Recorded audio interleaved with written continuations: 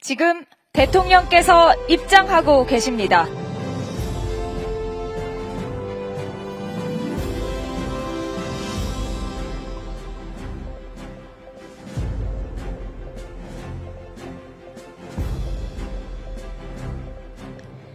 먼저 국민의례가 있겠습니다. 참석자 여러분께서는 정면에 있는 국기를 향해 주시기 바랍니다. 몸이 불편하신 분들께서는 자리에 앉으셔서 예를 갖춰주시면 되겠습니다. 국기에 대하여 경례.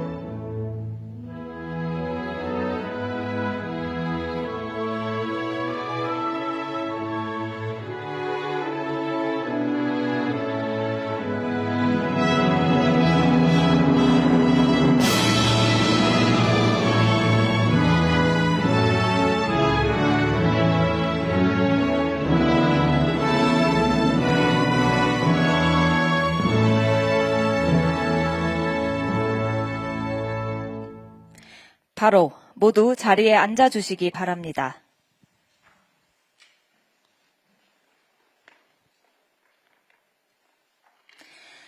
네, 오늘 이 뜻깊은 자리에 함께해 주신 모든 분들께 진심으로 감사드립니다. 환영합니다. 노동이 존중받는 나라, 함께 만드는 상생의 미래, 전국 민주노동조합 총연맹 초청 간담회를 본격적으로 시작하겠습니다. 오늘 간담회는 노동계와 정부가 신뢰와 존중의 마음으로 얼굴을 맞대고 노동존중 사회와 상생의 미래를 함께 모색하기 위해 마련됐습니다. 그럼 먼저 대통령님의 모두 말씀이 있겠습니다. 네, 민주노총 관계자 여러분 이렇게 만나게 돼서 참으로 반갑습니다. 여러분들 별로 안 바꿔온 거예요? 많이 어려우시죠? 이게 지금 일반적으로도 어려운 상황인데 지금 중동 전쟁 때문에 또 상황이 점점 악화되고 있는 것 같습니다. 우리 국민주권정부는 노동 존중 사회를 위한 나름의 정책적 노력을 최선을 다하고 있습니다. 그런데 아마 노동계에서 보기에는 많이 부족할 거예요.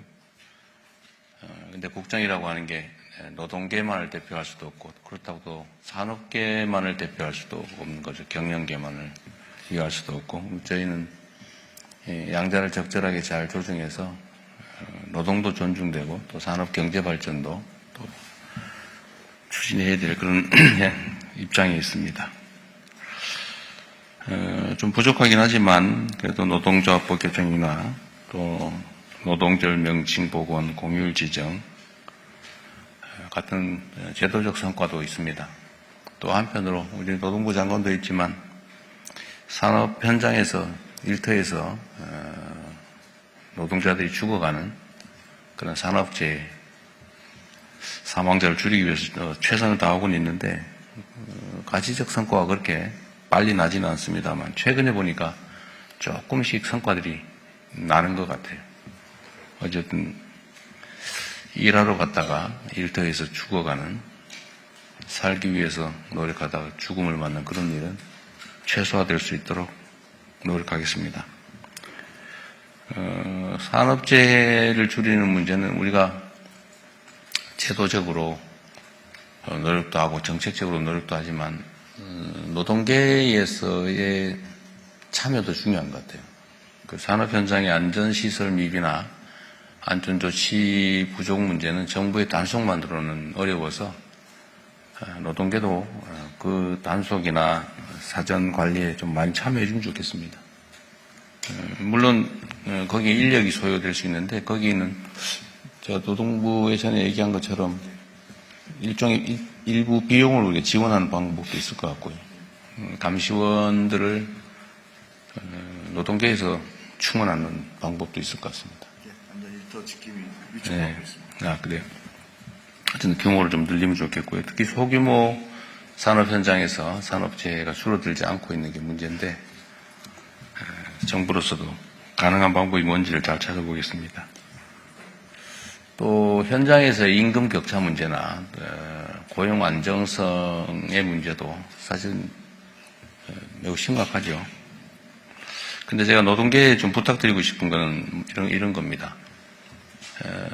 사실 우리가 아주 오랫동안 성장 드라이브 정책을 취해오면서 노동계에 대한, 노동자에 대한 탄압이 일상화된 측면이 있어요.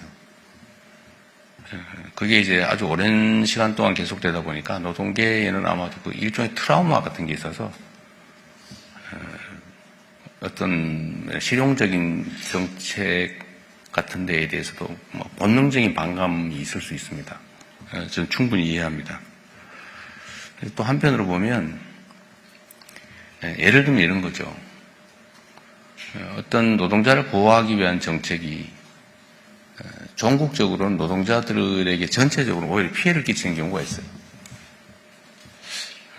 저는 2년 노동계약 2년이 지나면 정규직 해야 된다. 이런 법조항이 형식으로 보면 아주 그렇다고 좋은데 현실로는 고용하는 측이 2년 11개월 딱 잘라가지고 절대로 2년 넘게 계약을 안 하죠. 바보가 아닌 다음에. 그러니까 예를 들면 한 4, 5년, 5년, 10년 쓸 부분도 2년 11개월 쓰고 잠깐 쉬었다가 다시 또 2년 11개월 계약하고. 그것도 너무 근접하면은 문제가 될 수 있으니까 그 텀을 많이 길게 두니까 오히려 실업을 강제하는 측면들도 있어요. 이런 문제를 어떻게 실용적으로 해결할지도 고민을 좀 했으면 좋겠습니다. 어제도 제가 그 말씀드렸는데 노동에 대한 보상이라고 하는 게 정상적이라 해야 되는데 예를 들면 불리한 조건에 있는 사람을 더 불리하게 만들어가지고 노동 양극화를 심화시키는 측면이 있거든요. 대표적인 게 똑같은 일을 하는데 정규직에 비해서 비정규직을 훨씬 더 적게 주는 게 상식처럼 받아들여지고 있어요. 제가 어제 그 얘기를 하고 났더니 그 기사 댓글에 보니까 아니 그 정규직 된 사람들이 힘들게 정규직 됐는데 왜 비정규직하고 똑같이 취급을 받아야 돼? 더 많이 받아야지. 뭐 이런 주장도 있어요. 그게 근본적으로 좀 생각이 다른 거죠. 그게 좋게 얘기하면 능력주의라고 할 수 있는데 아니 똑같은 노동을 했는데 누군가를 선발을 해가지고 더 많은 혜택을 주고 그 선발되지 못한 거는 훨씬 불이익을 주고 이게 이상하잖아요. 이게 근본적인 문제인데 이제 그 측면 선발돼서 좋은 자리를 차지했으면 좋은 대우를 받아야 된다.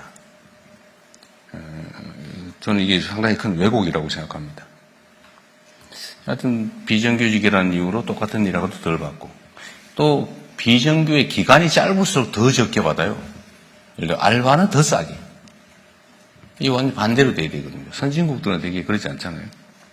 근데 이게 이제 노동의 양극화를 강제하는 측면들이 있습니다. 이런 것들도 저는 끊임없는 대화를 통해서 그게 상식적으로 그렇게 하면 안 되지 라고 하는 국민적 공감을 만들어야 된다고 생각해요.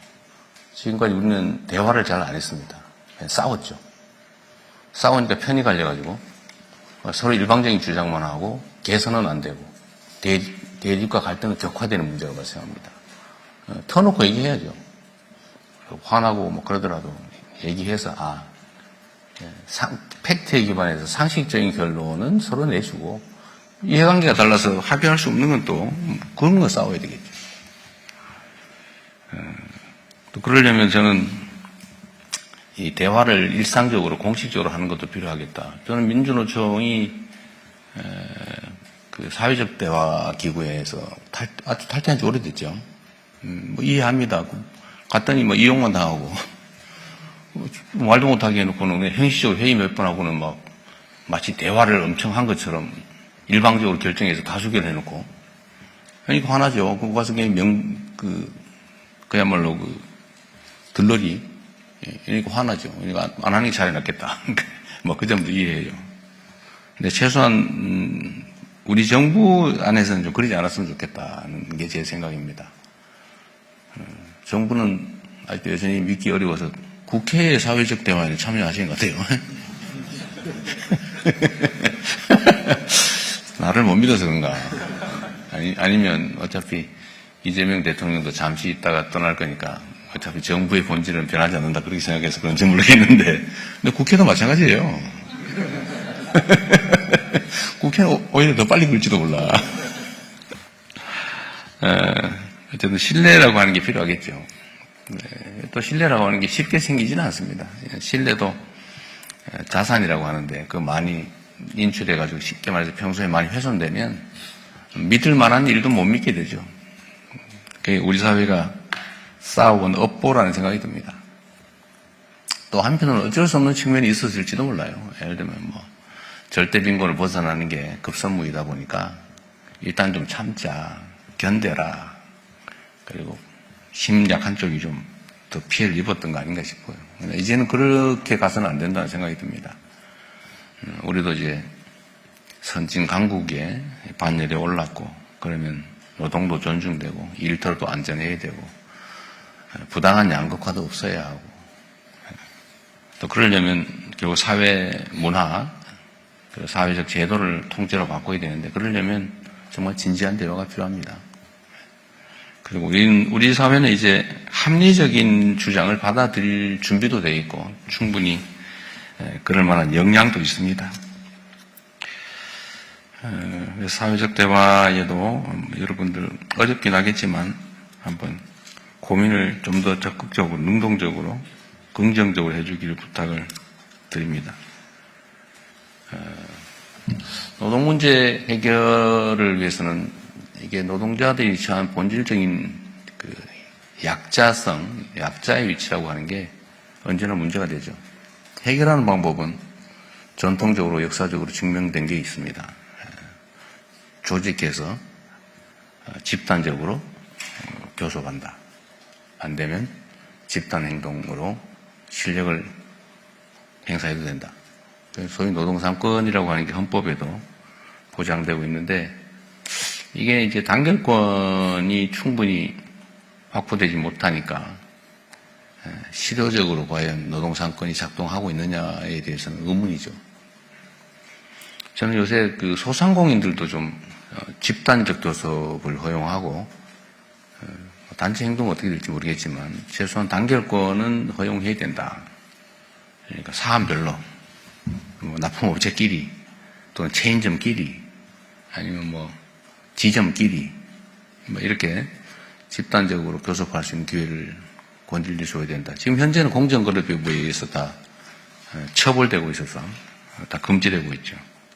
노동자들은 더 본질적으로 약자라서 노동조합의 조직률을 좀 향상할 수 있도록 저는 권장하는 말씀을 자주 드려요. 이게 그냥 종전에는 노동자들이 무슨 조직 활동을 하면 이거 빨갱이 취급하고 이거 공산당 아니냐 뭐 이런 식의 그 인식들이 있었는데, 그것도 극복해야 되고, 또 하나는 정부 차원에서 노동조합의 조직률을 높이기 위한 정책 같은 게, 실현 가능한 정책이 있으면 하고 싶은데 잘 생각이 안 나요. 그것도 노동계에서 이런 조치가 필요하다라고 하면 저희가 적극적으로 검토하도록 하겠습니다. 어렵게 만든 자리이긴 한데 앞으로도 좀 자주 오면 좋겠고요. 가능하면 똑같은 취 차원에서 좀 따로따로 보지 말고 한국노총, 민주노총 같이 보면 좋겠어요. 아니, 내부적 경쟁을 하더라도 한국노총, 민주노총도 단결해야 되는 거 아니에요? 저희는 괜찮은데 한국노총이 내가 물어볼게요. 그래서 저도 이게 따로따로 하면 2번 해야 되는데, 같이 할 수 있으면 한 번으로 할 수 있으니까 더 자주 볼 수 있지 않을까 싶어요. 그럼 미조직 노동자들이 문제죠, 사실은. 또 조직 노동자들은 조직을 통해서 자기 주장을 어느 정도는 할 수 있는데, 거의 뭐 80% 훨씬 넘는. 지금 조직률이 한 15% 됩니까? 13%. 그래도 한 1%좀 늘었네요. 그래서 85% 이상 되는 미조직 노동자들은 정말 오갈 데 없이 개별적으로 어려운 입장에 처해 있는 것 같습니다. 하여튼 고칠 게 많아요, 제 입장에서는. 예를 들면 저는 아주 오래전부터 중간 착취라고 하는 거에 대해서 많은 문제의식을 가지고 있습니다. 그러니까 노동을 제공하고 노동의 대가를 받아야 되는데 중간에 뭐 별로 하는 일도 없이 중간에 상당 부분을 떼는 뭐 그런 시스템이 많이 만들어진 것 같아요.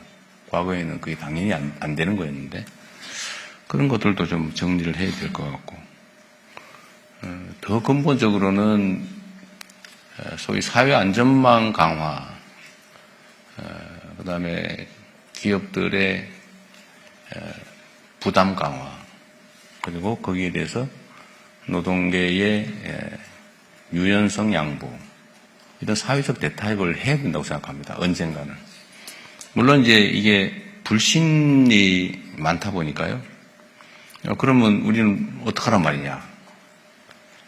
그래서 조직 노동자들 입장, 특히 대기업 정규직, 이건 조직이 잘 돼 있는 편이죠.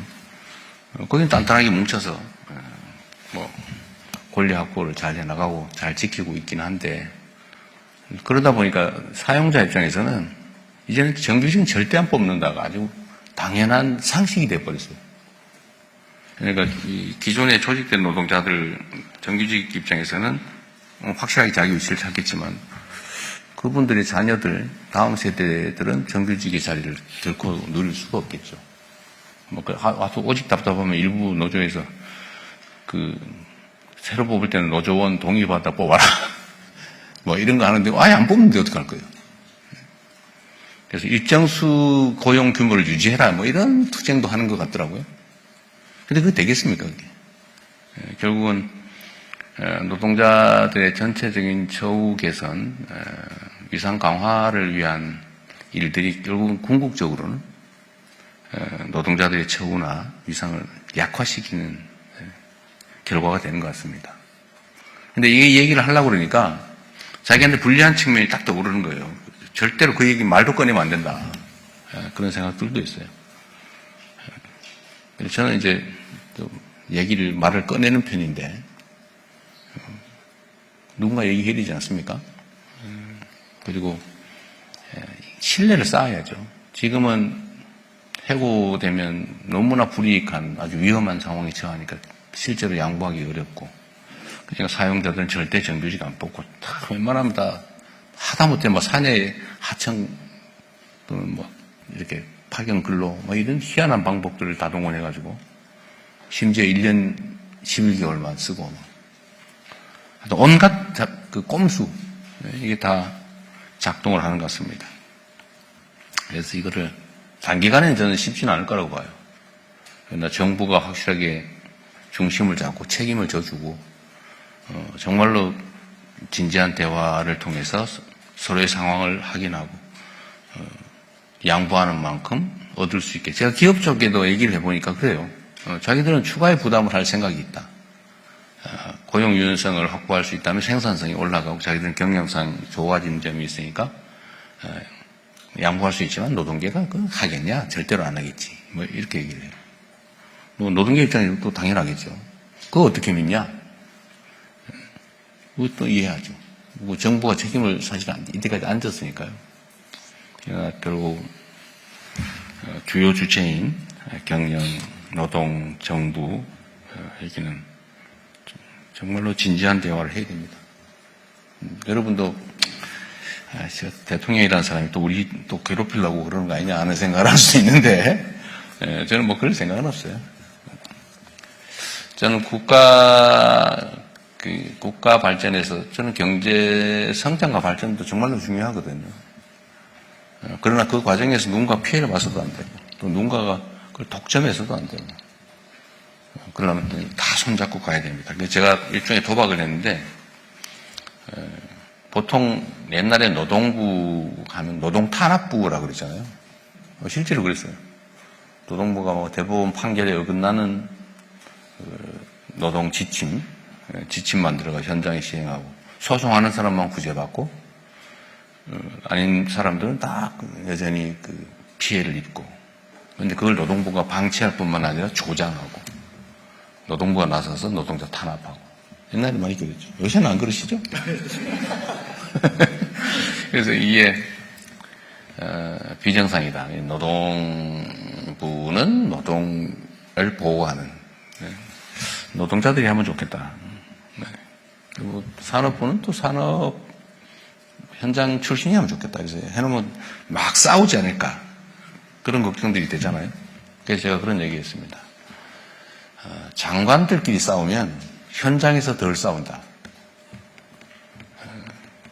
근데 장관들끼리 안 싸우고 편을 먹으면 현장에서 싸우게 돼요.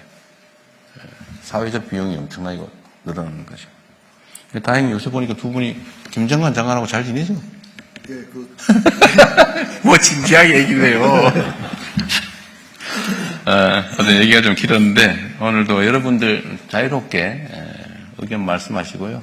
또 뭐 저희가 이미 하고 있는 것도 있을 테고 또 새로운 의견도 있을 거고, 우리 정책에 대해서 지적하거나 아니면 뭐 비판할 것도 있을 텐데 자유롭게 하시고. 다만 제가 이 간담회를 해보니까 너무 말이 길어가지고, 내가 지금 말이 긴데 평소에 자주 안 보면 말이 길어요.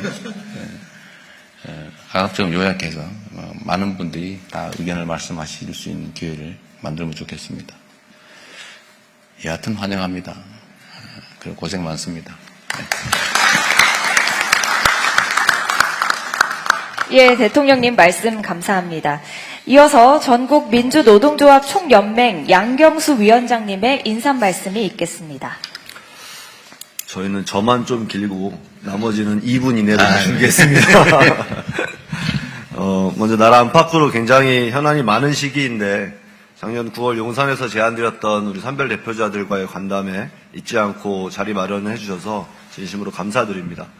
63년 만에 되찾은 노동절이 이제 얼마 남지 않았는데요. 노동절 앞두고 또 이런 자리가 마련돼서 더욱 뜻깊지 않나 생각을 합니다. 저는 지난 한 달 정도를 개정된 노조법에 따라서 원청교섭을 현실화시키기 위해서 현장을 한 달 정도 전국을 돌았습니다. 곳곳에서 이재명 정부의 노동정책에 대해서 반신반의했던 시선이 기대로 좀 바뀌고 있구나, 이런 걸 느낄 수 있었습니다. 노동 안전에 대한 관심과 대책 문제라든지 말씀 주셨던 노조법이나 공무직위원회법, 또 학교급식법과 같은 제도적 개선에 대한 긍정적 평가 때문이지 않나 생각을 합니다. 그런데 한편에서는 아쉬움을 토로하는 목소리도 있습니다. 현 정부의 정책이 아궁이에 불은 떼는 것 같은데 아직 바닥에 온기를 느낄 수는 없다는 것이 현장의 평가인 것 같습니다. 정부 정책의 신뢰도를 높이기 위해서라도 분명한 실천이 함께 보장되는 것이 필요합니다. 대통령께서 도지사 시절에 단행하셨던 계곡정비 사업이라든지 또 최근에 부동산 정책이라든지 이런 것들이 국민들한테 환영을 받는 것은 정책의 일관성과 함께 분명한 실천이 담보되었기 때문이라고 생각을 합니다. 노동정책에서도 그런 실천이 함께 되면 좋겠다 싶습니다. 그런 측면에서 얼마 후면 최저임금 논의를 시작하게 됩니다. 올해 처음으로 노동부가 특수고용 플랫폼 노동자들에 대한 최저임금 논의를 요청했습니다. 굉장히 의미 있는 일이라고 생각을 합니다. 그리고 모든 노동자들의 임금인 최저임금의 대폭적인 인상을 위해서도 관심을 가져주셨으면 좋겠습니다. 또한 조만간에 공공부문의 비정규직 실태조사와 처우 개선 대책도 발표될 예정입니다. 공공부문 비정규직 노동자들이 정부 부처를 상대로 원청교섭을 요구하고 있는 지금이 공공부문부터 정부가 모험 사용자로서 역할을 해서 실질적인 대책 마련과 또 신속한 시행을 할 수 있는 좋은 기회라고 생각을 합니다. 노동 현장의 가장 큰 관심사는 아무래도 AI라고 생각합니다. AI는 이미 노동 현장에서 많은 영향을 미치고 있습니다. AI가 위험한 일이나 어려운 일, 야간 노동을 대신해 준다고 하면 마다할 이유가 없겠습니다만, 자동화라고 하는 것이 곧 일자리의 상실이라는 역사적 경험 속에서 우려가 많을 수밖에 없습니다. 특히나 피지컬 AI의 도입은 일자리의 변화가 아니라 완전한 소멸을 추구한다는 점에서 그간의 대책과는 달라야 한다고 생각합니다. 단순히 일자리 정책에 머무는 것이 아니라 사회안전망, 또 노동권, AI로 발생하는 기업의 초과 이윤을 어찌 환수할 건가의 문제까지 종합적인 논의와 대책이 필요하지 않은가 싶습니다. 그래서 정부의 주요 정책을 결정할 때 환경영향평가라는 것을 하듯이 노동환경에 미치는 영향을 의무적으로 검토하는 노동영향평가를 전면적으로 도입할 것을 제안드립니다. 정부는 초고령화 시대를 맞이해서 보건의료와 돌봄 등의 일자리가 대폭 늘어날 것이라고 전망하고 있습니다. 청년 고용을 늘리기 위해서는 수치상이나 통계적으로 실업률을 낮추는 데 급급할 문제가 아니라 늘어나는 일자리의 질을 향상시키는 것이 필요합니다. 그래야 청년들이 대부분 내몰리고 있는 비정규직 일자리를 양질의 일자리로 전환할 수 있고, 그래야 쉬었음 청년은 줄고 또 초고령 사회를 대비할 수 있지 않나 싶습니다. 이를 위해서라도 노정 간에 또는 초기업 교섭과 같은 집단적 노사관계와 논의구조를 만들어서 대책 논의를 함께하는 것이 필요하다고 생각합니다. 초기업 교섭은 실질적인 대안을 마련하기 위해서 반드시 필요하다는 점을 다시 한번 강조드리고 싶습니다. 노동조합 조직률도 말씀해 주셨습니다만, 노동조합 조직률은 그 사회의 삶의 질을 평가하는 척도라고 생각합니다. 문재인 정부 시절에 민주노총 조합원 약 30만 명이 가파르게 증가한 경험이 있습니다. 그럴 수 있었던 것은 정부의 공공부문 비정규직 정책이 토대가 되었기 때문입니다. 특수고용 플랫폼 노동자의 노동자성을 인정하는 것이 노동조합 조직률 제고의 큰 추동력이 될 거라고 저는 생각합니다. 그리고 그렇게 형성된 노동의 힘이 우리 사회의 민주주의를 지키는 것은 물론이고, 또 우리 사회가 전방향으로 전진할 수 있는 기관차 역할도 함께 할 수 있을 것이라고 믿습니다. 노동자가 안전하게 일할 수 있는 사회는 모두가 안전한 사회입니다. 노동자가 해고와 부당한 행위로부터 자유로운 사회는 모두가 안정적일 수 있는 사회라고 생각합니다. 노동자가 권리를 보장받는 사회는 모두의 권리가 평등하게 보장되는 사회라고 믿습니다. 오늘 산별 대표자들과의 논의와 간담회 자리가 노동자의 삶은 물론이고 우리 사회의 진전을 위한 귀중한 출발점이 되었으면 좋겠습니다. 오늘의 소중한 자리 마련해 주셔서 다시 한번 감사드립니다. 고맙습니다.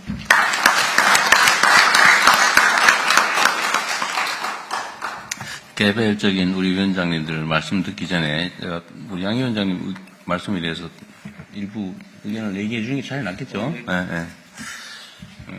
다 맞는 말씀이시고요. 인공지능 도입 관련해서는 저도 좀 걱정이 커요. 근데 이거 피할 수 있겠냐? 피할 수 없겠죠.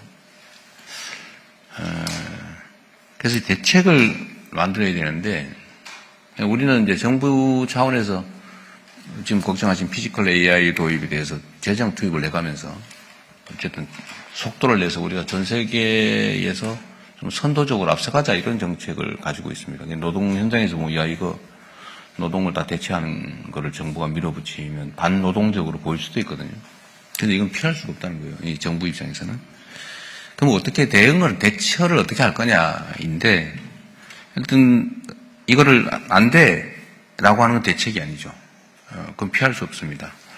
그럼 어떻게 하자는 그 연구를 노동계에서 좀 해주세요. 아무래도 현장에 있는 분들이 이런 대안이 있다든지 아니면 거기다 부가적인 대책이 있을 수도 있죠. 그게 뭔지를 노동계에서 좀 논의를 해주면 좋겠어요. 그러면 저희가 그걸 가능한 범위에서 최대한 수용해서 국가 정책으로, 정부 정책으로 만들어 시행을 한꺼번에 하도록 하겠습니다. 중요한 건 그런 거죠. 이게 이제 일부의 사례이긴 한데, 사실 너무 공포감을 가질 필요도 없어요. 왜냐하면, 전에 스마트 팩토리라고 하는 거를 문재인 정부 때 했잖아요.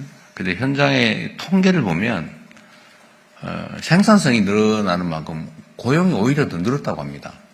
왜냐하면 이게 스마트 팩토리를 개선을 하거나 운영을 하거나 아니면 유지를 하거나 아니면 뭔가 하는데 오히려 인력이 더 필요하더라는 거예요. 그리고 그 관리 인력을 새롭게 바깥에서 데려오는 건 불가능하고 오히려 현장에 있는 노동자들을 재교육시켜가지고 그에 맞게 하는 게 훨씬 더 효율적이고 빠르더라는 겁니다. 실제 그럴 수밖에 없죠. 이 숙련 노동자들을 되게 대체하게 되는데, 그 숙련 노동자들을 인공지능으로 전환하는. 근데 그것도 노동자가 협조를 해야 가능하지. 그것도 끊임없이 개선해야 되거든요. 물론 인공지능 스스로 해나가는 것도 있겠지만, 그러나 사람의 도움 없이는 불가능하죠. 기본적으로. 그래서 이거를 인공지능에 대한 공포감도 없애고 인공지능에 대한 지식도 쌓고 어떻게 활용할지 좀 주체적으로 그 일을 오히려 하는 연구를 해야 될 것 같은데 그건 정부에서만 하긴 좀 어려워요. 그 실제로 현장과 결합해가지고 같이 연구하고 만들어가야 되거든요. 특히 피지컬 AI는 더더욱 그런 것 같아요. 숙련 노동을 로봇으로 대시하는 거잖아요. 그럼 노동자들의 협조나 관리 없이는 불가능합니다. 그래서 그 부탁을 한번 드리고요. 이 회피할 게 아니라 오히려 적극적으로 대응을 했으면 좋겠다, 노동계가. 필요하면 우리도 뭐 재정이든 인력이든 다 함께 지원하면 되니까요. 그래서 현장의 시각으로 인공지능 도입에 대해서 공동 대응을 해 나가면 좋겠습니다. 그 하나 부탁을 드리고요. 또 한 가지는 이제 이 세상 사람들이 가진 오해인데 지금은 많이 없어지긴 했는데 여전히 있어요. 노동자들이 파업을 해가지고 극한 투쟁을 해가지고 회사를 망하게 한다, 그런 인식이지 않습니까? 회사 망하게 하면 지 일자리도 없어지는데 그럴 사람들이 어디 있어요? 그러나 그렇게 오해하기도 하고 그렇게 선전하기도 해서 그런 인식들이 여전히 좀 남아 있습니다. 그리고 실제로 그렇게 발전하는 경우가 있어요. 정말 극단적으로 악화돼가지고, 감정이 악화돼가지고, 차라리 뭐 망해버리자 해가지고 실제로 폐업하고 가버리는 데가 있어요. 사업 유지가 가능한데 노동자들은 회사에 대한 애정은 그냥 증오심만 있고 회사도 노동자들에 대한 적대감이 워낙 크다 보니까 차라리 문 닫아버리자 이런 경우가 없지 않잖아요. 뭐 그런 경우도 있고 또 여타의 이유로 회사들이 이제 사업을 더 이상 안 할 경우에 노동자들이 인수해서 난 그 사업을 할 수도 있다고 생각하고 그걸 좀 권장했으면 싶습니다. 제 생각에는. 그리고 뭐 아시겠지만 제가 국가의 공공 서비스 위탁 사업들은 가급적이면 제가 성남에서 했던 청소 용역 회사처럼 사회적 기업 노동조합, 사회적 노동조합 차라리 이런 데에다 좀 맡기도록 유도해 가다가 나중에는 그게 좀 자리를 잡으면 법정화할 생각도 있어요. 근데 지금은 아직은 아닙니다. 이게 충분히 준비되어야 되죠. 그래서 노동자들의 그 사업 인수도 좀 노동계에서 좀 논의를 해주면 어떨까 싶어요. 우리도 정부 차원에서 좀 적극적으로 지원을 할 생각입니다. 이게 경제 분야에서 협동조합의 비중을 좀 늘려야 되거든요. 근데 이게 하나의 방법일 수도 있을 것 같습니다. 그리고 마지막으로 아까 제가 잠깐 말씀드렸는데 이것도 한번 고민을 많이 해 주십시오. 그런 요구가 많아요.